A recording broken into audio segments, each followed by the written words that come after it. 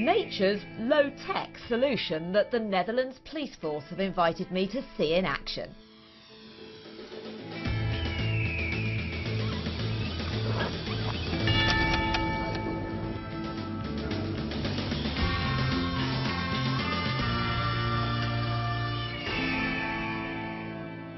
Wow, before seeing that with my own eyes, I was concerned that the eagle was going to be a bit delicate for the drone, but actually it really took control of that thing. The eagle has learnt to pick up the drone and, much like it would with any prey, bring it down to the ground. And the company behind this project say it shouldn't harm the eagles.